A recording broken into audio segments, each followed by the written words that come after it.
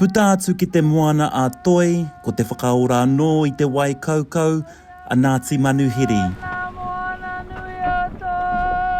Arā, he tuku kūtai te mahi ki te papa moana.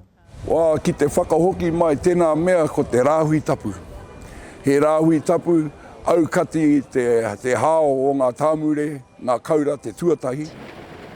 Tuatu e nei mahi whakaora, kei te kawe te iwi o Ngāti Manuhiri, he tohe ki te kōti teitei.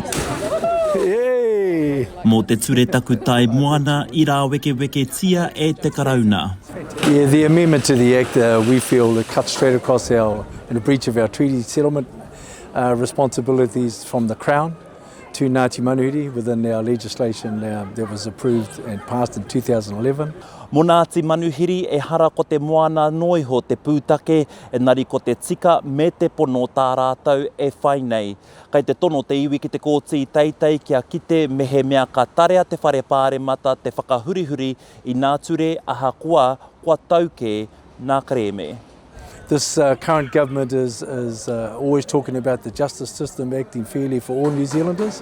While Māori are part of New Zealand, we are encompassed with all New Zealanders. So this is good for everyone. Hei ko tāna kua huri tuara te Karauna me ana nei ture hau, me te aha mārama te kite I te mimiti tana o te pātaka kai. Mo te kai, ka hore momona, rā te mea, kore, hore kau ngā rimurimu, hei whāngai a rātou.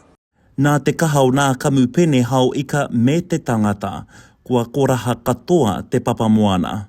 Nā te tangata hau ika, kamupene, pēra ki ngā Māori anō hoki, e kāna rātou ki te tangohia wa tātou nei taonga, te tāmure, te kaura anō hoki. A fair resolution is that the amendment needs to be pulled, and that the justice system has to orchestrate that in the sense of going through the process, the justice process, and we're happy to be involved with that wholeheartedly. Ko te kaitiaki tana I te moana te matu o tēnei hoe a Ngāti Manuhiri, a tōna wā ka kite mena ka rono o rātou aue e te kōti. Taru Black, Mātuia.